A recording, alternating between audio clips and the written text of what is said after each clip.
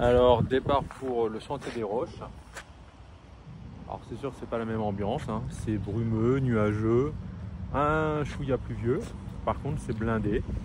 Donc, je pense que la plupart de ces gens vont faire le sentier des Roches. Allez, c'est parti pour le sentier des Roches. Depuis le col de la Schlourte. Alors, normalement, c'est une rando de 4 heures. Pas trop longue. Alors, je suppose que c'est là que le sentier des Roches commence. Alors, vous voyez, il y a des gens qui sont sur le chemin. Mais pour l'instant, ok, c'est un peu raide à gauche. Mais vu le chemin, c'est quand même super tranquille.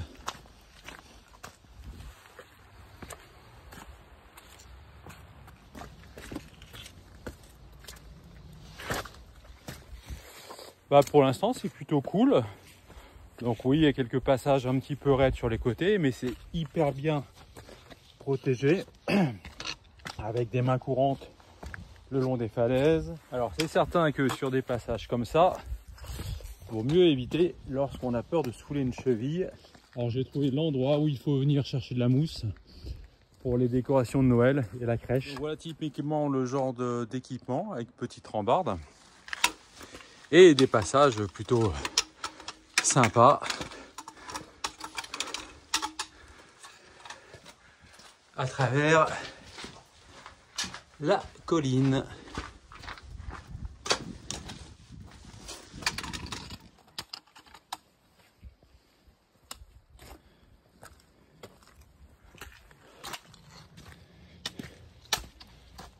Et après 1 heure dans le sentier des Roches, je retrouve un chemin beaucoup plus carrossable. Alors ce qu'il y a de bien, c'est qu'après 3 jours dans les Alpes, là ça monte, mais ça me semble être une vraie promenade de santé. T'as une patate, moi j'ai une patate. Alors là la question c'est, est-ce que je fais le tour de ça ou j'ai tout là-haut? Je pense que je vais prendre l'option tout là-haut.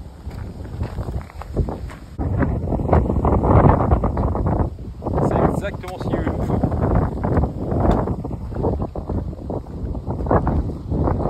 Quand tu veux aller faire un petit pipi au bord d'une rivière et que tu tombes sur un chevreuil en balade.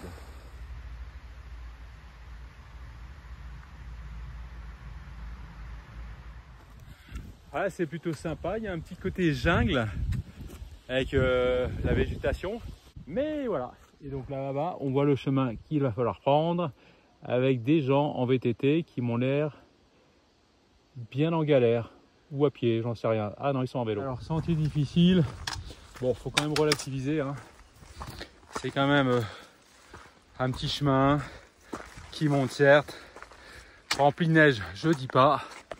Mais là, c'est plutôt tranquille. Alors, objectif, comme le petit bonhomme qu'on voit là-haut, le petit bonhomme rouge, juste ici, c'est d'aller par la crête et d'aller voir la vue de là-haut.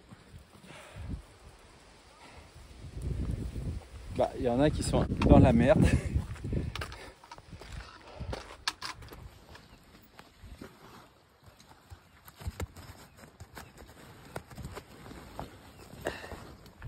Ça commence à être sympa, de la bonne grimpette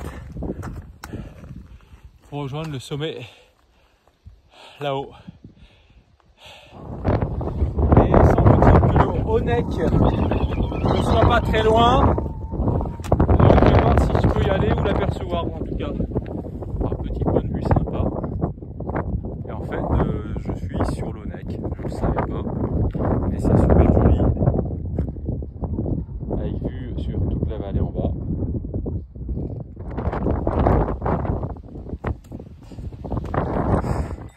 Alors je sais, c'est un peu cliché, mais je remets ma petite vidéo avec ma vache. La même vache qui tout à l'heure, avec son lait, va me donner un bon Munster que je vais ramener.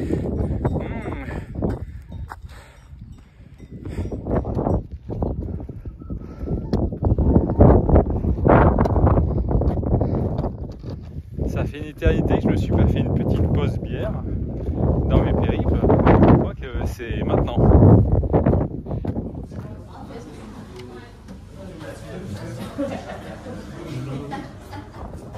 Alors ça c'est le rocher que j'ai vu tout en bas tout à l'heure quand j'ai attaqué le sentier. Et donc l'idée c'est juste d'aller sur le bord comme je me l'étais dit.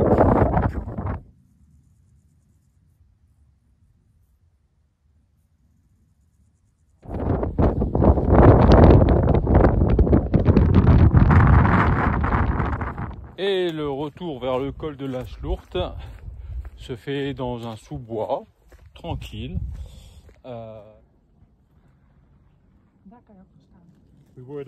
Alors là, j'ai fait une liane. J'ai vu un petit panneau sur un arbre avec marqué Belvédère. Et donc j'y vais. Et là, 4 Anglais. Et moi, je dis, on est bon public. Quand on voit un panneau Belvédère, on y va. Et là, le gars me regarde, no French, English et tout. Et donc là, je dis, when we see a panneau, je l'ai vu, we go. Et là, il a fait, ok, jolie vue. Donc peut-être que Belvédère, ça se dit en anglais jolie vue, mais je pense que c'est pas ça du tout. Donc j'ai fait ma liane en prenant un accent anglais, en disant un mot très français. Et voilà, terminus retour au col de la Schlourte. Avec quelques petits sachets de bonbons des Vosges achetés juste derrière, dans une confiserie qui est juste en bas de la vallée. Donc ainsi se terminent mes 3 jours de rando. Donc direction Nancy pour une atmosphère beaucoup plus festive.